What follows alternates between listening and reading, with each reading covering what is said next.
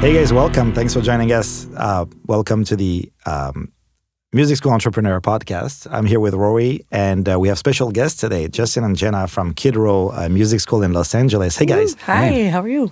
Good. How you doing? Good. Doing great, thanks. Thanks for having us. Yeah, thanks for joining us today. So yeah, tell us a little bit about your school. Love to hear more. You guys are local, right? You're around here in LA? Yes, we're actually right down the street here in Frogtown, and we're all over LA too as well. We're in North Hollywood, West Hollywood, Santa Monica, basically all the other regions too. So, yeah. And you teach more rock style music, but I guess a bit of everything, but we focus more on rock and roll pop. Yeah, that's our branding. We're very punk rock enthusiastic, but we teach everything. And we encourage kids to come in with anything that they're listening to, or if they need to be inspired and kind of get that musical knowledge too, then we help open that door for them. Yeah. I mean, the big thing for us, the mantra we have is relatable and attainable. So getting kids playing something that they like and getting them playing it on day one, as opposed to a lot of the lessons that many of us grew up with where there was a disconnect between the music that we liked and the lessons that we took. Yeah. Like my first lesson, I loved Green Day. I was 8, and I went into my lesson and I spent 20 minutes tuning the guitar and then 10 minutes on Mary Had a Little Lamb. And I was like, where's Green Day in any of this? You know what I mean? Exactly. That doesn't sound like fun. Yeah. So starting with something that they love, it's the same musical, fundamentals, whether it's, Beethoven or 21 Pilots or whatever. So we like to start with what the kiddos are into. Yeah. That we're going to touch on that topic again, because I think also your first lesson at the music school, whether it's classical or rock or anything you like, right? Yeah. I think it's super important. And I have some thoughts also on that and how we train our teachers to maximize that trial experience, and love to touch on that in a few minutes. But yeah, I'd love to hear more about you guys. How did you guys get your school started? What is your story, your journey? Tell us more about Kid Row. Yeah. Well, Justin and I were both on tour with our own projects. I was a backup singer and bass player, and Justin was on tour with his band Paper Pilots. And in between being on tour, I started teaching some of my friends' kids, and it just snowballed from there too. I started putting the kids into bands and making them demos and all that good stuff. And then we moved into a rehearsal facility, and it just really took off from there. And then we had them play their first show, and the show was sold out. It was so much fun. The venue had never done anything like what we were doing, and they sold out of white wine and chicken nuggets. And from there, we knew we had something. Yeah. Moms and their kids, Yeah. And it was so cool. And there was a little mosh pit of all the parents at the concert too. Oh my God, that is so cool. Do you have that on? Please tell me you have that on. Actually, I totally just remember this. Remember there was a little kid who was crawling up on stage when their older brother was playing, and you just see him take his foot and kind of push the don't crawl my stage. Yeah, not right now. It was just baby punk rock. It was so fun. So fun. Yeah, and then we moved into a rehearsal facility, and it helped us grow, and from there. We grew out of the rehearsal facility, and then we were able to move into our own, and that really gave us the tools to expand. And we also run a rehearsal facility ourselves, and just are really grateful to be able to have a location where kids at all ages can come in and rehearse, as well as take lessons with us. So, that's great. So we'll have a band getting ready for tour in one room. We had a band getting ready for Coachella in one room, and the students are in the next room getting ready for their show. It's really fun. Did you see them interact sometime? Yeah. It's actually really inspiring for both parties. The kids are so excited because they're special. They're oh my God, it's actual professional musicians here. And then adults, I think for all, we're all musicians. It could be a jaded pursuit. You're That's one way to say it. You're trying to do something, and it can be kind of taxing on you, and then you get to go into working with students, and all of a sudden it reminds you why you do it, or you see kids that it's their first time touching a guitar, and you're oh, okay, yeah, I have to hit the road for a couple of weeks, but remember, this is why I'm doing it too. And so it's cool. I think the two groups together work well. Yeah. Are there some things that you think, you mentioned you have bands, that are getting ready for Coachella. Mm-hmm. What do you think is unique about you guys running a school in Los Angeles versus, say, any town in America? What are some of the things that are unique about that? Access to everything. I mean, these guys get to play venues that I've dreamed of playing,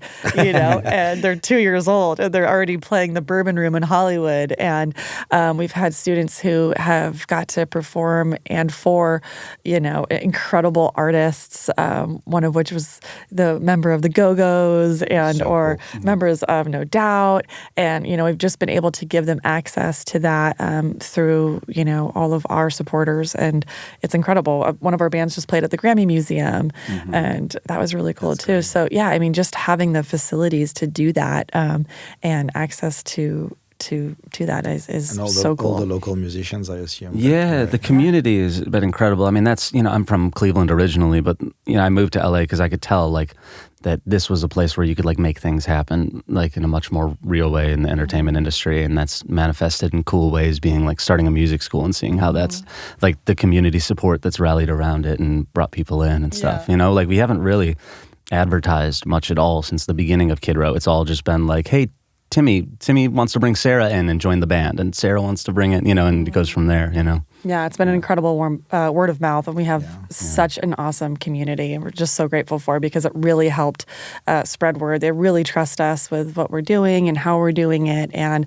that gives us the opportunity to do things, the way that we see fit, and also continue to grow and expand upon that too. All right. Roughly how many students and teachers do you have on average? It's seasonal, so we kind of gauge it based on the season. Right now we're in our fall season. It's usually around 400 is where we're right now. But we started with 12 kids 6 years ago, so it's grown pretty efficiently. 6 years, that's pretty good growth for 6 years. Yeah. We see sometimes schools kind of get stuck around the 200 students. So it's kind of like a ceiling. Yeah, the glass ceiling. Yeah. And it's hard, but a lot of schools get past that. But we also see this. So congrats for you guys, to get the school started and break that ceiling and get into the few hundreds. Once we opened our own building, that made a big difference, having our own sign outside of it, and people started coming in. Then as with everyone, we dipped pretty hard right at the top of the apocalypse, because we opened our building in September of 2019. I hear that story almost every school we talk to. They're like, we made a big decision when the pandemic started. It's everyone we talk to. We literally cut a ribbon, popped a bottle of champagne, and then we're like, all right, close get it the up. padlock. The CDC should have just tracked when businesses were making expensive decisions and be like, something bad's about to happen. I know. Yeah. I wish. Knock on wood, we were able to come back out the other side of it. So that was. You have one too, right? Did you guys do something nuts before the pandemic? We're at about 800, 900 students. We literally went all in, remortgaged the house, bought our third location, but the building for our third location took a huge loan, huge risk. And then we're supposed to do permits and TI and stuff within 6 months. Pandemic hit, we were closed for 2 years. And we got some help, and SB and all that helped, so we turned out okay, but it was pretty stressful. I think not just for us, for a lot of people. Oh yeah, everybody, restaurants, hit. everything, Fun times. So yeah, we all went through it. So you guys were talking about your building, and for those at home, I actually live near their school. I'd seen it before. Your branding is so interesting, and I want to get into it. So the thing that I noticed is, I think before I even knew you guys, I had seen your building because it has a reference to The Who or The Offspring, depending on who you ask. The kids are all right on the building. Yeah. I love your guys' imagery, your branding. Can you talk about the inspiration for it? Yeah, we're so excited to talk about this because they're our besties.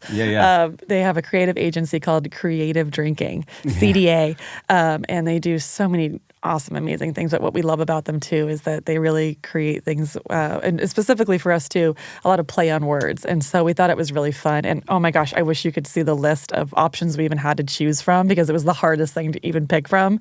But we just loved Kid Row. We loved the branding of it all and the homage to the 80s band. And so, for me, so that's what I grew up with. So I was like, I loved it. It was short and sweet too. And it felt like a staple. Having a great brand helps with merchandising, right? You mentioned earlier that you guys sell merchandise, and that's also they do all of our merch. Each season they come up with a different flyer, and there's sometimes always a play on maybe an older album or just different things like that too. They're just so creative. I'm in awe of them every time they send us over something. I'm like, how does your brain work like that? Incredible. Let me ask you a question, because that's something I struggled with, and probably we just maybe I suck at it, but we try to give our teachers at my school, mugs and bottle branded, obviously, jackets. And those are not cheap, right? When you have 20, 30, 50 teachers and give everybody a jacket and stuff. Yeah. So, especially if you get the good t-shirt. They don't wear it. Yeah. They don't wear it. So do you guys get your teachers to actually using the merch? Yeah, we tattoo. So that's a good we one. actually do fake tattoos for the kids, so they love that. And but this last show we had them wear them because we just wanted it to stand out on stage. It was a darker stage too, Right. so I don't technically love like a uniform look, but I also think that it sells the product. It puts it in people's mind too, and then they get to see, like, I was wearing my shirt one day, and I kind of normally don't when we were doing summer camps, and one of our students' grandma was there, and she's like, "Oh, where can I get one of those?" I'm like, "Oh my gosh, why am I not wearing this every day?" Yeah. I mean, I think I could use a couple tips and tricks on how to get your teachers or your staff to wear the brand without forcing them and making it like a uniform, because that's something I struggle with. Totally. It's been really tough. For us, it's mostly the kids. I would love for our instructors to wear them and feel comfortable in that. But, the kids wear them on hikes, and their parents are taking pictures of them on Instagram and adding us. That's and, great. one of our students was just at the Rock and Roll Hall of Fame, and they were wearing their Kid Row summer season shirt, and they were like, representing at the Rock and Roll Hall of Fame. And we were like, yay, thank you. So it's just that. And then we do that for our friends' restaurants too, and wear their stuff all the time. And they'll be like, I'll be at a grocery store and be like, I love that place. It opens up the conversation. So I think just getting it out there too is really important with primarily your clients. Yeah, clients, and like in terms of like getting people to wear it, making the investment to, like I was joking before, but getting the better feeling t-shirt makes all the difference for you guys. You're going. We did Gildan. I'm like, this is getting scratchy. I do like just a regular t-shirt, but it does have to have that. I mean, it's obvious, but this sometimes you have even, like, we spend the stepped it money up to get the and- good quality stuff. Yeah. Like these hats were really expensive to make, but it's worth it because you're going to rock them all the time. And we were like, as business owners too, you're thinking, you're looking at the margins and you're like, oh, like, can we have, do we want to spend money on that right now? But, eventually it sells itself. You have to continuously make investments, and investments are scary. So I think the point here is make stuff that people actually want to wear. Yeah. So it's got to be So cool. great brand, And it's got to be comfortable. quality merch, accessible. I assume my you gosh. sell it at the A store, font maybe goes online. a long way. Well, the thing that was interesting is, you guys are employing like somebody to help you with the creative part of things. We don't hear that a lot because most music school owners are musicians, and we think that our wealth of creativity in music applies everywhere. And sometimes we're right, and sometimes we're not right. And some people can, It's really cool that you guys were like, no, we know what we're good at, but we're going to employ somebody to help us with branding. I don't think I've ever heard that. I'm my sure it's out gosh. there, but I haven't heard it personally. It also like alleviates time for us too, because then we can get back to what we're really good at. And when we're really busy, I can come up and be like, oh, I'm thinking this, and then I will, like, it doesn't even make sense, and we have such a good branding team that I will, like, text them that, and then they'll send it over. I'm like, that's that and more. Like, they're just so good at what they do, and so also finding that teamwork and that camaraderie, because there's so many And I assume agencies. they're here in LA, right? Yeah. I think also in LA you have access to that kind of maybe. They could probably do that remote, But though. they do Why it not? everywhere. I'm sure they can they were do just remote sending too, stuff right? to Paris. You want wanna to plug them one more time for the people at home? creative drinking, CDA. I actually, they're a husband and wife duo like us, and I actually was the officiant at their wedding too. Yeah. Maybe I should use them for my school. I'll reach out to them. Yeah, should. we do weddings. We forgot to say.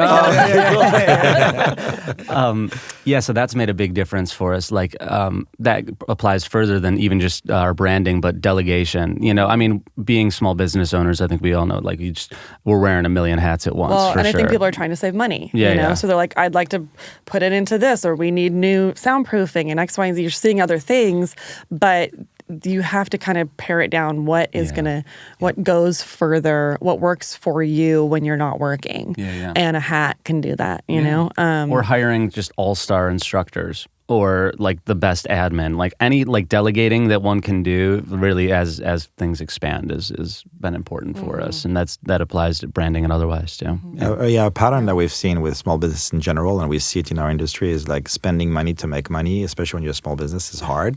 People don't know where to spend, what to spend it on. So it's Especially always when tricky. you're like, it's most of it's the right like recipe. mom and pop shops. Like a lot of times music schools are, so it's like hard to like figure out what you're going to allocate towards when it's also like probably your revenue source for your family too. I think musicians in particular are, because I've not only worked in this industry, but I've worked with other small business verticals, and this is a particularly like spending sensitive audience. I don't know if it comes from us being crammed in a tour van and like knowing that we have to eat gas station food every day to survive. Yeah, or like having maybe irregular income streams. It's a little PTSD. Yeah, exactly. Right. We're like, oh, they're fine. They don't need it. I did that. I'm living on bologna, exactly. right? Let's be honest. I'm living on bologna for a month. Yeah. I wonder if it comes from that, but like it's so great to see schools that are like, you got to spend money to make money. Like that's how this capitalism game works. And it's great to see that you guys took the leap there. And we really want to provide the best quality too, because like we were talking, a lot of classical schools, you feel like you're walking in, you see a tie, you're like, okay, my money is in that tie. I feel very good being here, but I want them to be able to come in and see ripped jeans and also think the same thing, that they're going to get that out of it, because we're taking the time to invest in our instructors. We're training constantly, and we're encouraging constantly, so that when they come in, they feel like they're always going to get that. And that's what's so important. So really creating a team that you can trust and believe in, and that they also believe in you and the company and what they're working for and selling too. And ultimately, it's for the kids. It's so fun. And so we want to make it their first experience, not to segue a little bit here, but, we all remember our first lesson. And like he was saying earlier, I remember mine, and I was like, I was watching MTV. I was like, I want to do that. And then I went to my lesson. And I was like, what is this? Did you remember what the song was? I'm not Juliet. Yeah. It was literally Frere Jacques, and I was in high school.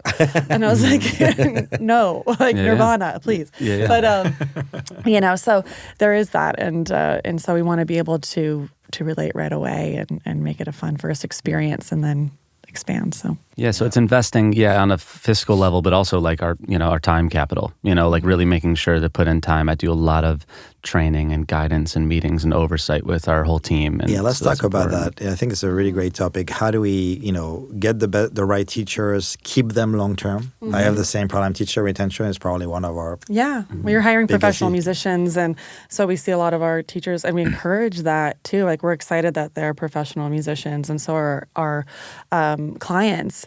But we also want to see consistency, right? Exactly. And so do they.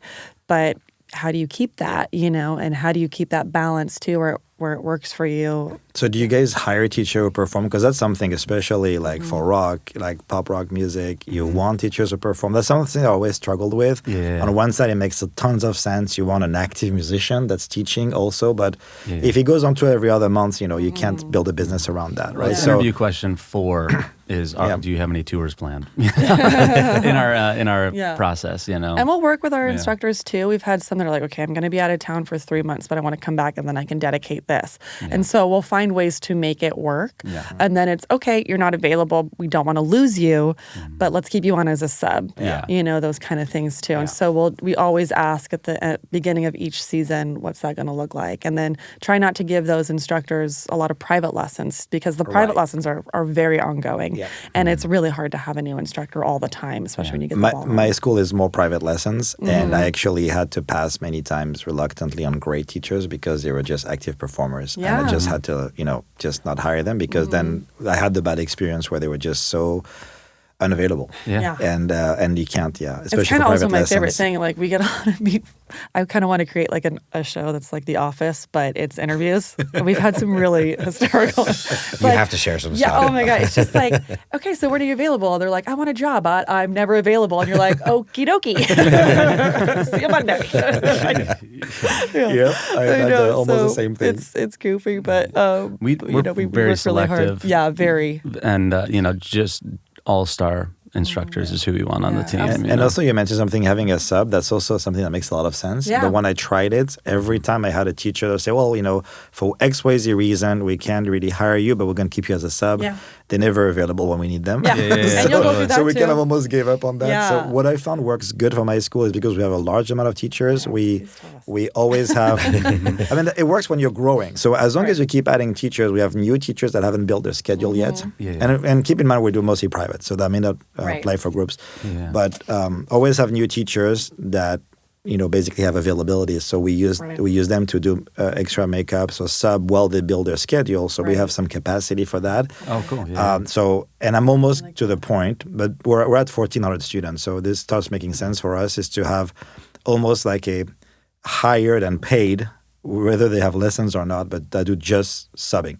So because out of 50 teachers, statistically, almost every day we have somebody sick or that can't make it, right? So we haven't got to that point yet, but I'm really considering that. I don't know if it's a good idea, but I'll let you guys know if it works. Please. But I told my wife, like, hey, almost every day we have a teacher sick or whatever. And we also focus on the small number of instruments, so we have more ability to find sub. Like when we did saxophone, nobody could sub. There was only one saxophone player, so that just didn't make sense. But we have a lot of piano teachers, and then I'm almost to the point where I'm thinking having like somebody literally paid almost salary, whatever, but you're available. 6 days a week if we need you, even with an hour notice, you need to count on you because we almost have a piano teacher sick or on vacation every day, huge and just doing subbing. That's happened to us where we're stepping in, and then I'm answering phones, holding a baby, and filling in where I can, and it's not good for the program either. I mean, I can do it all, and no one's going to see a drop of sweat on my face, but it's just not good for everything. It's longevity. We have to not be needed. And so that's another interesting point. I think normally the rule is as a business owner, you want to work on the business, not in the business. But at the same time, you love music, you want to teach because that's something you love. But you need to find a way to do what you love without being needed for the business to run, you know what I mean? And as a sub or whatever. So that's something tricky, I guess, to also balance, right? Need someone at least at the helm that is the person that shows up. Mommy. Babysitters at home. Are they cool? Everything's fine. Okay. Yeah, you need somebody that can you can delegate to and that can be the person that's on call. Usually, I guess a GM would be the normal person. So what is your admin structure? Do you have a general manager, admins? What's roughly the? So I'm the acting manager right now, and we're we'll probably put somebody in that position in the coming months. But for right now, I'm just holding down the fort, making sure everything's tight. And we have an awesome assistant manager who's been with us for 2 years. Tyler, and then we have studio assistants that work underneath him. And so all those people kind of run the building because we're open a lot of hours outside of regular after school. And you also do rental, right? You do room rentals, a studio. Yeah. So we're open 12 to 11 p.m. on weekdays and 9 to 5 on weekends. So it's a lot of hours to cover at the front desk. And so we'll have people there doing that. Which also helps with revenue because kids are only available for 3 to 4 hours after school, and you've got a whole building to itself. And rent is 24 hours, 30 days a month. You always got to pay. Start selling coffees here. Monetizing the daytime is always something that we haven't figured it out yet. I still think there are ways. I'm still trying to figure out a way to. Same thing. I have 3 locations. Beautiful rooms, pianos, everything, but completely unused from 8 a.m. to 3 p.m. What a waste. Totally. I know, and it's hard because the kids are in school that time too, but, making it available as like a practice studio too, especially living in the city, I don't think most people want to have a drummer as their next door neighbor. So, we've really encouraged hey, mom and dad, your kiddos. Why did we get our son a drum kit? I'm trying to watch my shows.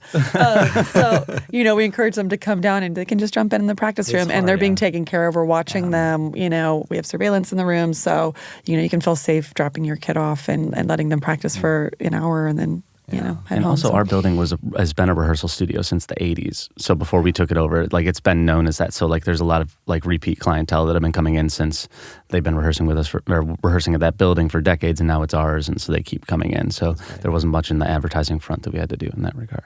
Have you guys ever managed to get students to take lessons during the day? Because I tried homeschoolers, I tried adult seniors, and we never really been able to get any kind of meaningful volume enough, recurring, stable lesson before 2 or 3 p.m. Because you might get it, but it's, it's not filling up like 3 hours. Yeah. So it might not make it worth your time or an instructor's time because or we you try to only give have them one a big instructor and you need an admin, so that almost cancels each other Yeah, out. So you need at totally. least 2 or Yeah. 3 teachers to make it worth opening earlier during the day. And I've so had then that we'll fun. do it. We'll find ourselves doing that. But it's the same thing. We do baby lessons. It's called Baby Row Plus One. Yeah. And it's That's your own program, you guys? Yeah, we do. Setup? Yeah, That's so cool. we're all ages. So it's Baby Row Plus One is our 0 to 3, and then 3 to 6 is Little Kid Row, and then 6 to 18 is Kid Row, and then we also brand it like Teen Row too, and then Big Kid Row is an adult program.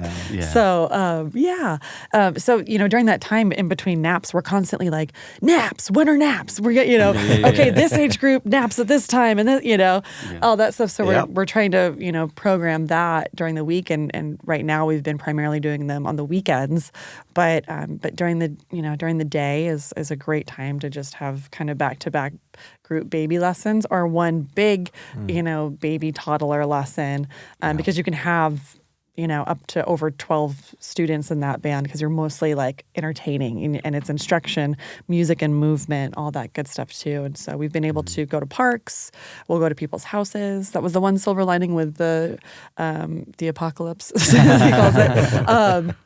That people were opening up pods and in-home preschools and schools, and so we'd come and do the music portion of it. And so we're really excited to continue that, and that's just really helped elevate us to be able to use that extra time too. That's the most common approach that I've seen for like the early day is a version, or even employing like the Mommy and Me, the Music Together program. And I think the key to it that I've seen in all the schools that I've talked to is finding a way to get in the mom circle. Right. Now, you have an advantage being a mother yourself. As of lately. And it's good because you get those customers after when they get older, right? You start early and get them excited about music. They know your school. They come in early, and kids then that started 2 or 3 years later they start class. private lessons. Now they're playing guitar solos. It's crazy. And we keep it really fun too. I think our whole thing is like how we differentiate ourselves from every other music school. It's the same thing with like we were saying earlier, like there's so many different yoga studios. Why do you go to this one? You find what you like out of it. Whether it's, their branding, their vibe, their message, all of that good stuff. And so we work really hard on that. And our Parent and Me class, I think, is different than all the other ones. Like we're literally like playing, T-Rex and Barney. We combine both the two things. That is the coolest. I'm a huge Mark Bolan fan, really so that is the coolest thing I've ever heard. We'll have dad like on the drums and like the baby on his lap, and they're like, drumming to the song, or like mom's and the baby Bjorn singing along, or we'll put a Casio on the ground, So they're also like, and again, living in LA, somebody's parent, or caretaker is playing, as a musician. And so we have just like, they're just rocking out and, they're playing Blitzkrieg Bop too. And it gives them that first experience too. And getting out on stage, they play the show too. And it's so you have that age group performing, right? We have that is like, so cool. One of our friends, what is the earliest age you have kids performing? We've had friends who have literally given birth and then come like a couple weeks later. Straight from the hospital. We've had 3-month-olds, I think is probably the youngest, right? Yeah, it's crazy. But in the class, not on stage, right? Oh, no. They play the show. So we get them up on stage. Like he was saying, like we'll have a baby in a parent lap playing the drums. And it's all accompanied with our instructors too. And then we'll put down percussion on the ground if they want to play that, or stand and sing on the mic. A parent with a baby Bjorn and mom singing. Do you guys record those performances? That's a great memory to share with your kids later on. Like, look at you at 3 months old on stage. Our son, he was, oh my gosh, his what first was his show. Band? Ultrasound Garden. Yeah. That's pretty cool. Yeah, the names are my favorite. And it's really fun too because a lot of his old bandmates are, all parents now too. And so they come in and they're like, it's the best babies class you've ever heard in your life. Everybody's just shredding. Yeah, there was a second where me and Ryan, my old bass player, like kind of forgot we were in like a music class with our kids and just locked in. We were like, come on, there we go. Keep up, Marietta Little Lib. And they love it. And it's so fun. We get them dancing and singing along and still keeping it very age appropriate too, while they're, you know, getting exposure to, you know, all that stuff. Because for me, growing up, I want to make it relatable and attainable. Yeah. I was going to, you know, Parent and Me classes, or even as a kid, I just didn't relate to a lot of kid things too. So I want to make it fun for the parents. They have to come to all this stuff too. That's a great point. If I was thinking about this recently, I was watching. I went and saw the new Beetlejuice movie, right? Oh yeah. And there are parts of it that are so clearly for adults, and there are parts that are so clearly for kids. And then I was thinking about all of like the great kids movies, Shrek, like those things that have been like these kind of benchmarks in kids movies. And it always has that mix because mom and dad have the wallet. Mom and dad still have to have a good time, and the kids will have a good time with most things as long as it's interactive. So I think that's a really important point, that like make it fun for the parents too. Another thing that I really like in everything you guys said, since we chatted earlier, is you have this kind of like relatable and attainable, and everything you do is around those core values. I think that's really great to kind of like have a good idea from the beginning of what are we about, and just building your business around that. And I see that pattern with everything you guys said, and I think that's really good. I think a lot of business can benefit from that, having because there's a lot of music schools out there. It's got to be cool. I mean, you know, kind of like really asking yourself, why are we doing this? What makes us different? What is our core values? I know it sounds cheesy. Like every company also tries to find their core values, and they all come up with the same, you know. But like everything you've talked about, you know, how you address your lessons, the age ranges, your merchandising, the branding, all of that is around these core values. I think that's what makes you guys really cool. I appreciate that. Thank you. That's what we want to do too. I mean, at all ages, like you were saying, like even our little Kid Row programming, we get the kids up and playing, or most music schools don't work with kids until they're, you know, fully tangible, maybe like not even till 7 or 8, or have them perform. They just keep it still kind of a music and movement class, and we do that for the little Kid Row bands, but we're also teaching them their notes. And we get them up and playing on stage, and they might be up there, and once they're performing, it might look like they're just shredding and, you know, and, you know, playing their, you know, notes and that kind of thing. But it's what you're not realizing too is that they're getting up on stage. And so by the time they're really tangibly like shredding the blues, that fear is gone. Now they don't have stage fright. They've learned how to command the stage, how to walk on and walk off. We will take a whole lesson and just practice walking on and walking off. Introducing the song. Yeah, and introducing the song. And if somebody makes a silly sound on the microphone, or, you know, wiggles around on their guitar, we got to do it again. And we'll just practice the walkout. And so they're learning that structure. And that's also what makes them professional too. So again, when they get that tangibility, that's just second nature, you know. And for me, I felt like it was backwards when I was growing up. I was like, I can sing, and then I was like, I don't know what to do with my hands. Like I was on stage, like, you know, nervous. I couldn't control my nerves, and you know. So I really want to work with kids to be able to get past that as soon as they can and make it comfortable. And you're again, so good at that too. Oh, well, thank you. But you know, it's an important point, because you know, when I see schools that don't really know how to advertise their music lessons, and they all kind of use the same things, but what you mentioned, it's all about building confidence in kids, right? Totally. And so most kids are not going to be taking music lessons to become musicians. I mean, it's great if they do, but most won't, right? Or they'll have it as something they do for fun for the rest of their life and stuff. But all the other benefits of music education that we a lot of parents don't even know. They think, oh, music is just another activity that we do as a hobby or for fun. But I think, you know, including my school, I think a lot of schools could do a better job advertising the benefits of music education to parents. As like, hey, you're doing this. It's not just something they do for fun. It's not just something they do to spend some time as a hobby. But there's so many benefits to music education. And also, if it does become a hobby, what a cool hobby. What a good conversation starter to like create friends and make friends. And, you know, also we all know what it does for us, like mathematically, and helps us with our speech, helps kids learn how to make eye contact, like we were saying. All of those little things get a shy student to come out, get a student that is already out to kind of come in a little bit and control it. You know? Totally. So there's that balance, and I think it's so important, because a lot of parents. Do you guys use that for marketing? Like, do you do a lot of customer testimonials or things like that kind of tells those stories? Yeah, we definitely have testimonials up there. We're also very hands-on. So we don't just have like our studio running itself. We're taking phone calls. We're talking to parents. We're constantly, I think, just very hands-on and verbal about it.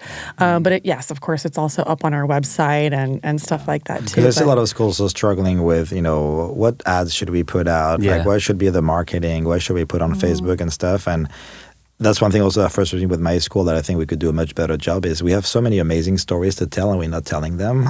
Oh, yeah. Like I had a few years ago, I had a student who broke their arm. And we pushed them to continue their lesson. Our teacher is a composer. He wrote a piece for left arm only, so that she could play it at the recital. Whoa! And she worked on that piece left hand only. Love that. And it's just a great story. And I'm like, why did we never made a social media post about this? I Such know. a beautiful That's story. so cool. So I mean, we're not very good at marketing. Kids are always breaking something. We named we had a band called the Broken Arms. Yeah, because we had one student who literally broke his arm like 7 times. And so, but we were like, take that cast and just run it up the neck. Plan slide now. Yeah. Shout out to Liam. And we'll do the same thing. We've done that with keys too. I'm like, I broke my arm. I can't come to practice. I'm like, you have another arm? Like, look what people do with your ability or breathing. You can play an instrument. Def Leppard. I mean, the drummer. There are no excuses in rock and roll.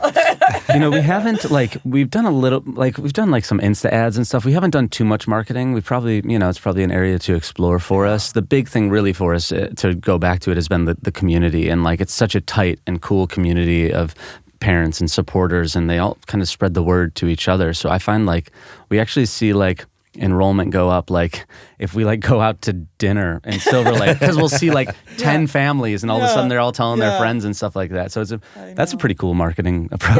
Going out to dinner? I like that. I like that. I'm going to try that myself. Sorry, it's a write-off. But it's networking. It's the same reason why anybody goes out at night too, to go see shows and network with other bands, and musicians and stuff like that, meet other players. So we all live in a tight-knit circle. We'll run into people all the time, and it's a reminder, I gotta, so. Exactly. And Justin, you mentioned earlier, you guys spend a lot of time training and coaching your teachers, right? Tell us a little bit about that. How do you maximize your teacher retention, maximize trial conversion? We can maybe talk a little bit about that.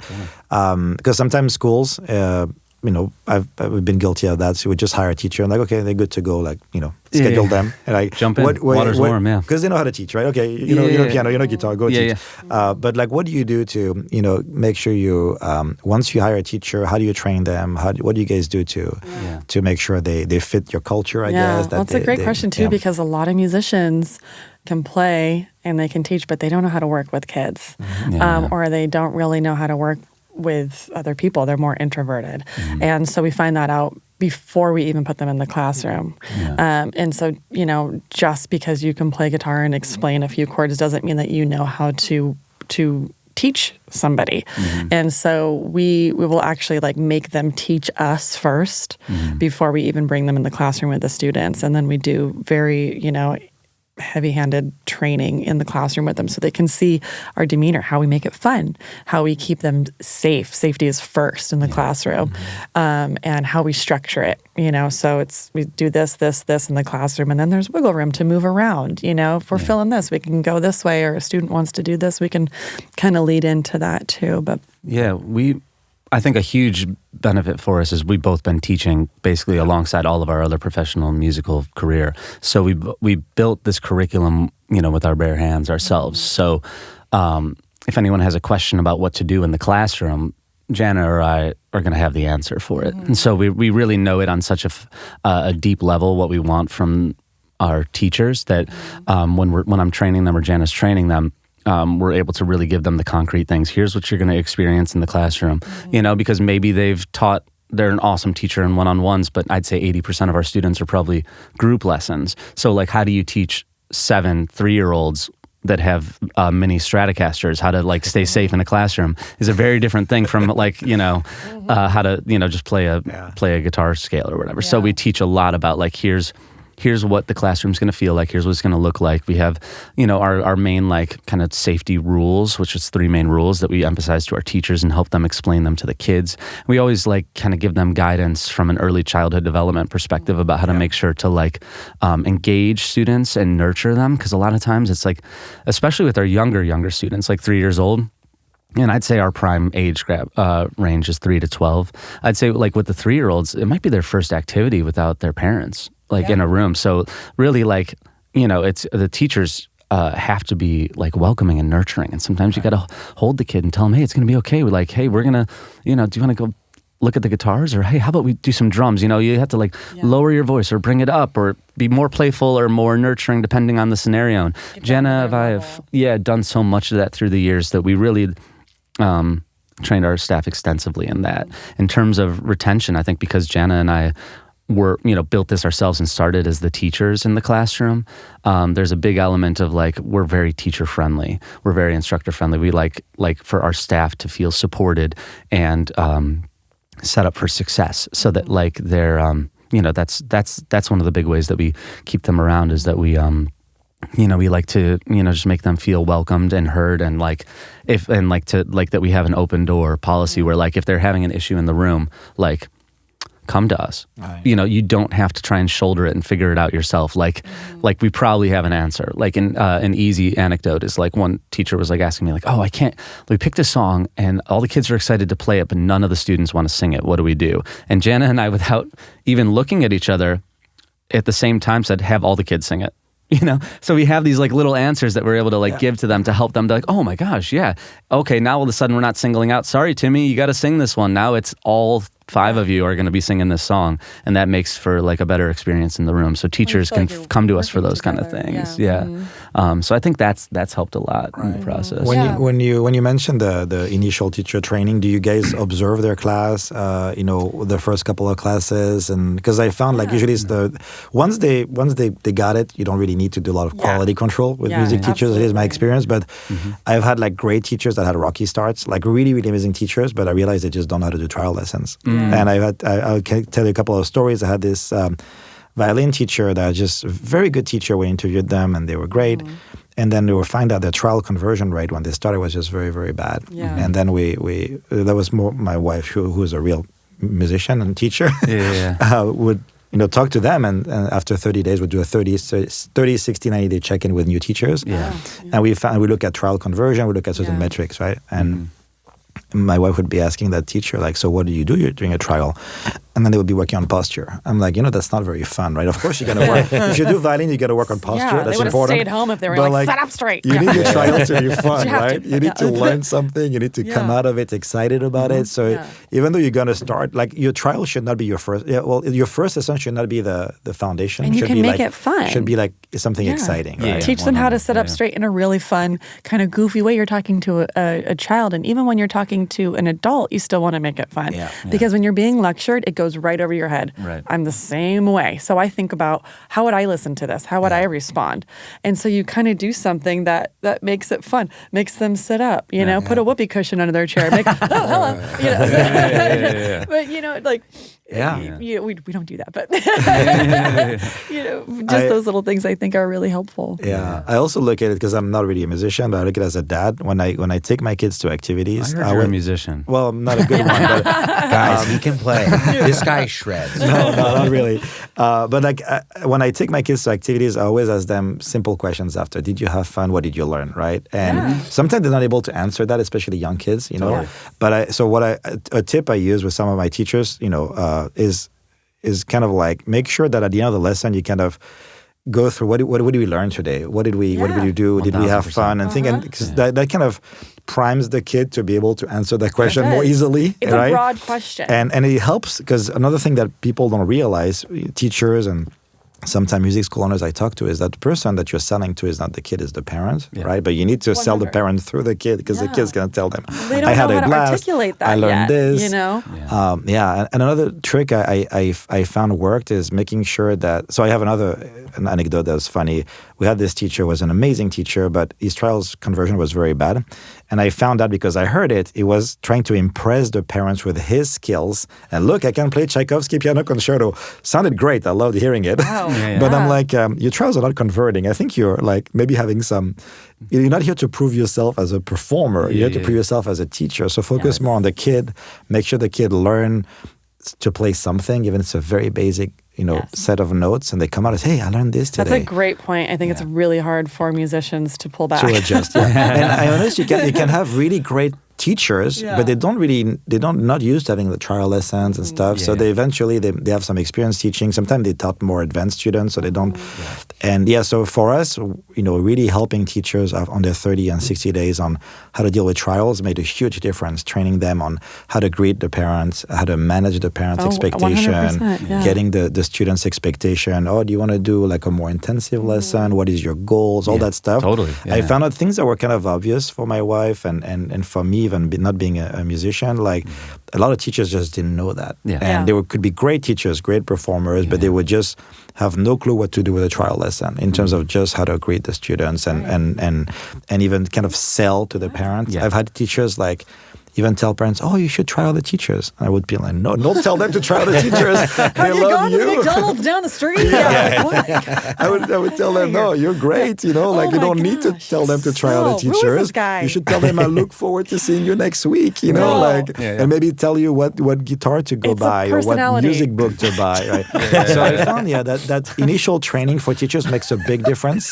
Have you tried the McDonald's down the street? It's like Dumb and Dumber. We're looking for two guys. I mean, I think what we're really talking about here, which is, if I may say, a little bit of my wheelhouse, is the word sales is a dirty word to musicians.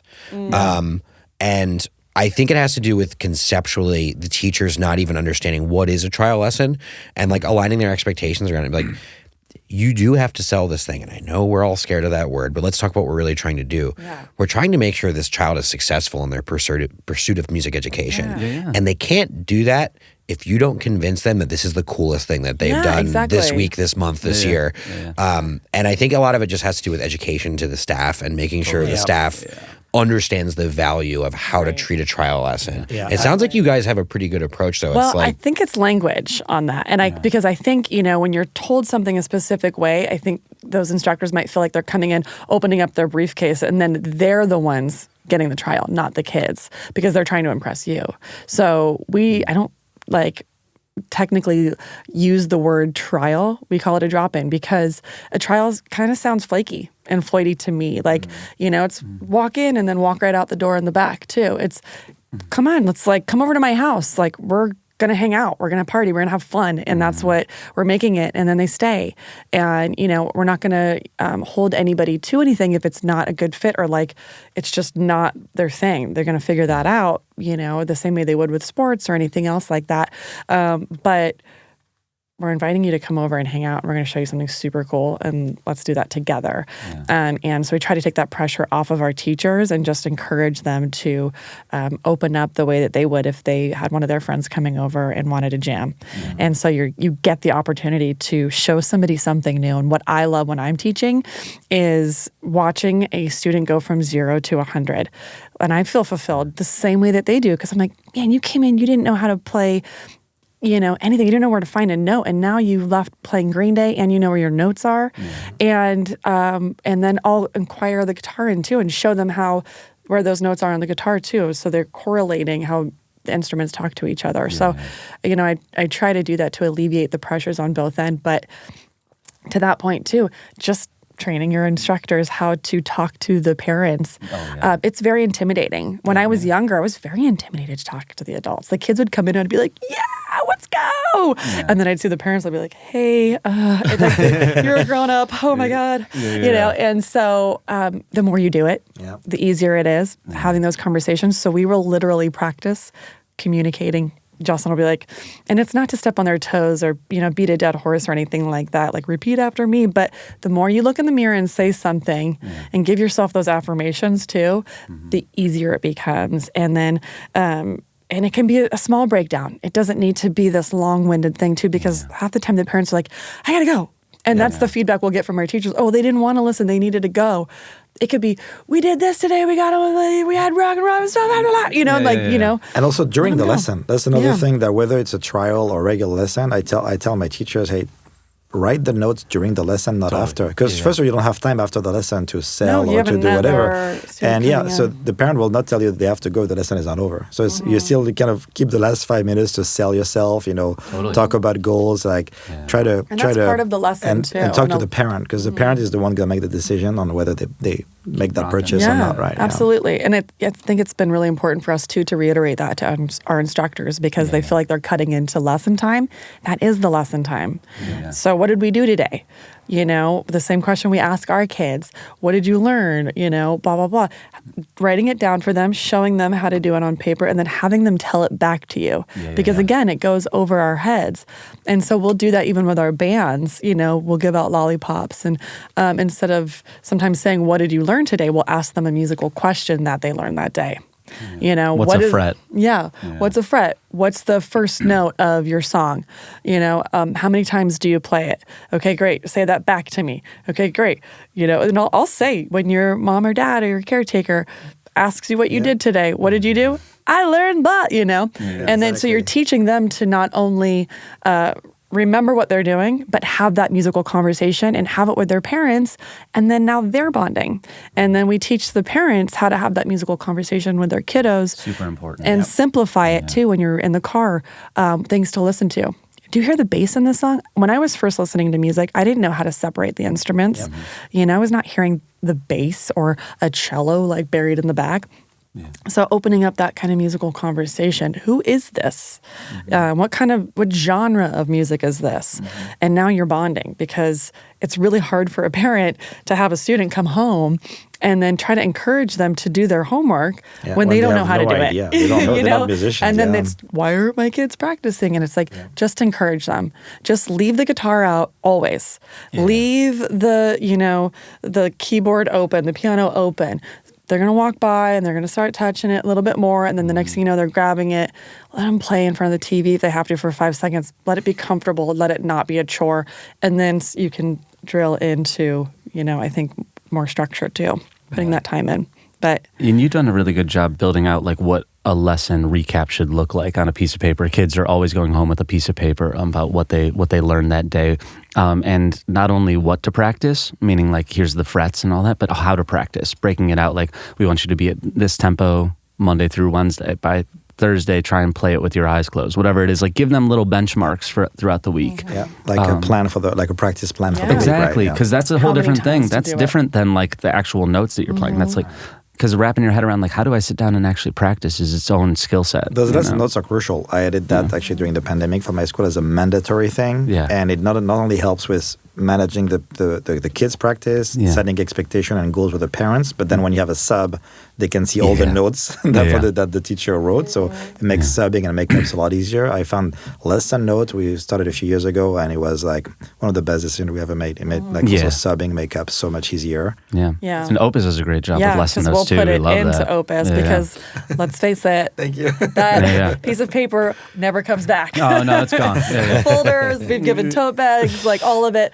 And it's a lot for parents to keep on track of too, and for the kiddos. So we keep everything in Opus. Thank you. And then we also keep folders in the classroom of the songs that they're learning too, and keep them laminated and keep tab paper in there so that it's in there, it's tangible. And then we also just moved over to iPads in the classroom, which has been really helpful, and green. To like pull up lead sheets and stuff like that. One thing that I like to reinforce, I think we might have spoken about this briefly, but the essay analogy of like, tell them what you're going to tell them, tell them it, and then tell them what you told them. So today we're going to learn about dynamics. All right, cool. So what are dynamics? And then you explain how that's volume. All right, so what did we learn today? What was that word? Dynamics. What is that again? Volume. Then you walk them out to their parents. Hey, what'd you learn today? At that point, they better say dynamics, right? Like, so as opposed to nothing, And I use that technique. I used to do technical training a long time ago. I would always do the same thing, talk about what you're going to talk about, then actually cover it, and then do a recap at the end. So important. I use it in everything, not just... I feel like I do it with our sales team. So totally. Because the first time, words can kind of go Make in it colorful too. We'll sing it, and show them what that is. And then, it's the same thing with what's stage presence. So when you get presents on stage, and they're like,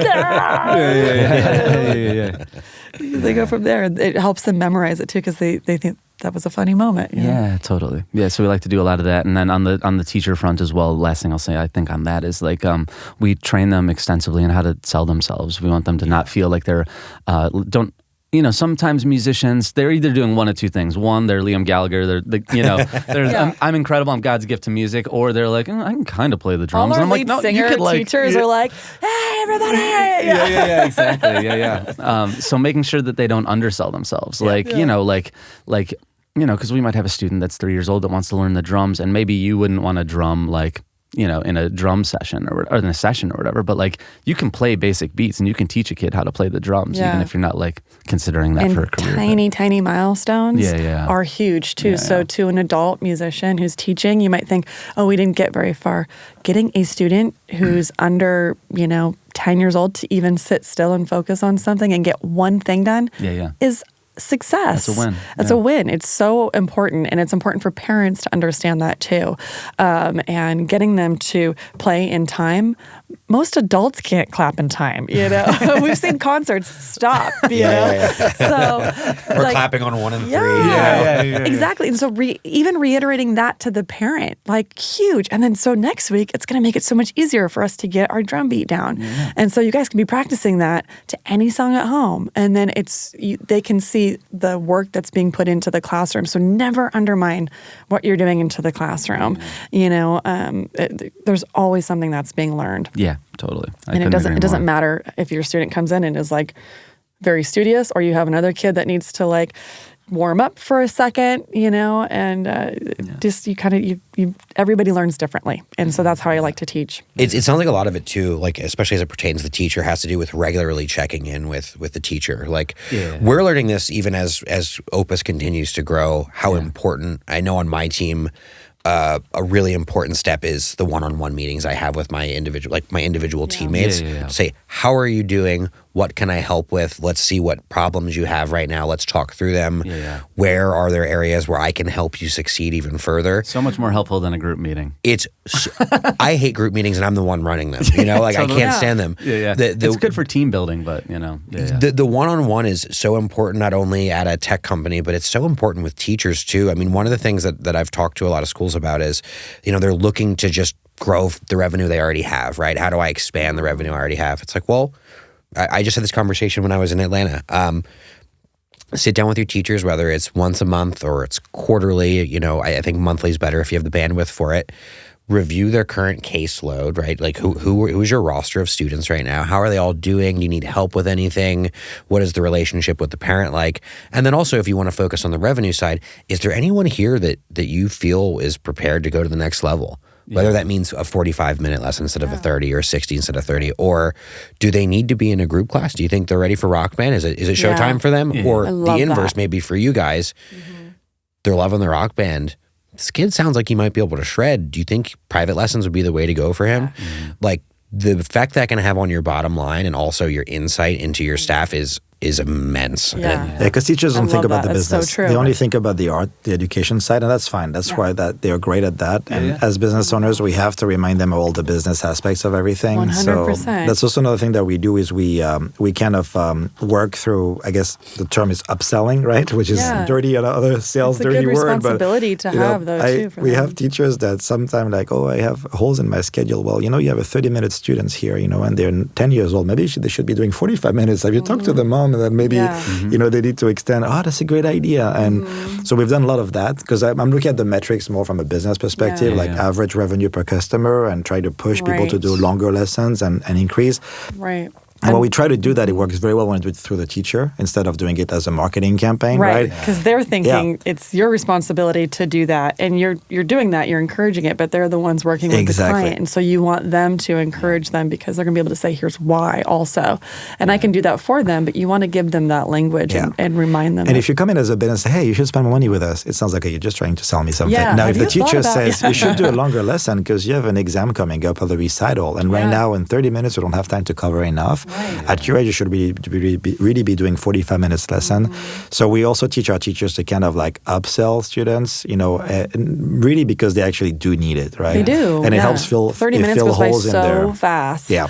And what's great about it too is that if they're doing band, they can go and learn everything that they need to in their private lesson, especially when you're learning a solo or learning how to play with a pedal for the first time. Then you come into band practice and you're ready to go. You can plug in and you can play, and then you can just tune up with the band and start gelling and working on that aspect. So we do encourage, them to take private lessons and do band. We also give a discount on that if they're doing both, just on the financial aspect, because I understand it can be a lot to do both. So I think that's been really helpful and beneficial too, Do you have a lot of students? Do you manage to get a lot of your students to do both private and group, like kind of get them on both? Or yeah, we have a lot of siblings too, so they'll sometimes be in the same room at the same time, or do a private lesson before their band class, and so that's been really helpful. Or break it up too. So yeah. So how are the kids learning the tunes on a week-to-week basis? So let's say it's like, okay, we're doing the Clash this semester.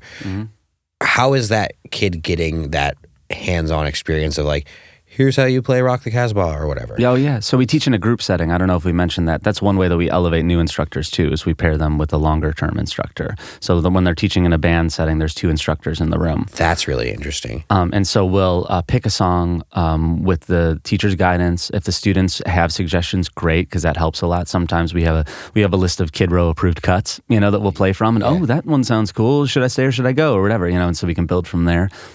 So we'll pick a song collectively with the group, and then we'll cast the song, meaning who's going to drum, who's going to play guitar. We teach from very much a multi-instrumental approach. It's been really important for us as musicians to know how the drums connect to the guitar, how the guitar connects to the keys, how the keys connect to the voice, and so on. So if our older students, they'll play 3, maybe 4 songs over the course of a season, getting ready for the show. They might play a different instrument on each one of those songs. That's really cool. So we'll have one song where it's like, okay, Timmy's going to drum on this one and Sarah's going to sing, and whoever's going to play guitar. And so we'll do little breakouts within the room. One person will take the guitar and the bass and like work on their part with them. Someone will work with the drummer, get them playing on their drum pad so that it's quiet, but they're working on their pattern. Then we'll jump over to the keys, and then the next person will go over and work with the vocalists, and then we get them together playing it as a song. So that's what the process will look like in the classroom. I didn't realize that you guys were actually having the students rotate on instrument, which is quite a bit. So important for a band, because there's a difference, and maybe I'm ranting here because I've been in bands where this hasn't happened, but there's a difference between 4 or 5 musicians playing the same thing at the same time and 4 or 5 musicians playing together. Yeah. I think one of the... that team mentality. Exactly. And that's something that and it maybe is slightly less of a thing here in LA. You guys can tell me, but... the music schools feel like they compete with sports sometimes. It's like, oh, Timmy's not doing music lessons this whole semester. And you're like, what do you mean? Like, oh, he's got, soccer tournament. Yeah. He's got a soccer tournament. Yeah. They're playing lacrosse. And it's like, oh, it's that disposable, and I think that the component that music sometimes misses is that socializing element. Yeah. So it's really cool that you guys are not only saying, hey, let's get them together and playing together, but they're actually getting conceptually why music is about togetherness and about collaboration. I think it's super neat. Noticing that, I've always kind of paired those two together because I grew up a big jock, and so I really appreciate that team mentality and understanding how the music talks to each other and the instruments talk to each other and work together. You're going to be able to tell your guitar player what you need from them if you know how the guitar works. And we don't force it either. If we have a student I'm a vocalist, that's what I want to do, then they can stay on the vocals too, but they're in the room and they're still learning how every instrument works, and they're going to learn a little bit of how to play each thing too, and then still focus on their main instrument. So because we'll have an instrument of the day each week or a vocab word of the day each week in the room. So like even if someone's like, I really just want to be a singer, they're still going to learn how to find notes on the keyboard. They're still going to learn how to play a drum beat on the drums each week and stuff. Yeah. So, And I think that's also going to make you a better musician down the line, helping with songwriting when you get into a production room and you want to start putting all of that stuff together, knowing all of that. I mean, I've been in a room where when I was younger, I didn't know how to have the conversation. And I'm like, can I get more? I don't know what to ask for, you know? Yeah, or the typical singer going, can you go dun da dun da dun dun dun on the drums? Yeah, exactly. You don't want to be that guy. Yeah, and that's helped. It's helped us definitely as musicians, and playing in bands, and in particular for me, being a band. I've always been the band leader in all the groups I played, or most of the groups I've played in. So being able to like tell a drummer more explicitly what I'm looking for, and that type of not thing. having to just go back there and kick the kick drum for him. Faster! Yeah, I need a flam on the toms. Like that's like super helpful for them. Yeah. Being a boss, across the board. Well, there's probably it's probably very similar trying to get a bunch of adult rock and rollers and also teaching children how to play their instruments. Probably very similar process sometimes. Yeah, totally. Yeah. We have the two, kids and bands coming into the studio, so we constantly have a mop out too, just cleaning the place up. Yeah. Hey guys, I want to really thank you guys for coming. That was a great, really, really great session. Really love to hear about your school. And Thank you for having us. Yeah, thank you for making our programming that much easier and better too. We are so grateful to have Opus. Oh, thank you. I mean, we searched and searched to find something like this that helps with all of our scheduling and programming and being able to leave notes in there and everything like that too. It's so user friendly for not only us but for parents as well too. And you'll be pleased to hear maybe like a little teaser, but we're planning to add some exciting improvements to Opus One around band management, because we've had a lot of schools that do bands. So I don't want to say too much, just a little teaser. No, but I know you guys will particularly like that. So we're working on these kind of things over the next few months, and it's going to be very exciting. Yeah, so, I mentioned yesterday, but it used to take 9 steps to get a student from interested in enrolling to like plugged into the system and knowing where to go, and now it's 0. Yeah, so we don't have to like move to an in-between spreadsheet. That's an infinite reduction. Oh my God, that's crazy. Yeah, and as musicians, that's not what we want. That's the thing we want to skip. So thank you for working with musicians. Yeah. That's awesome. Thank you very much again. Thank you guys.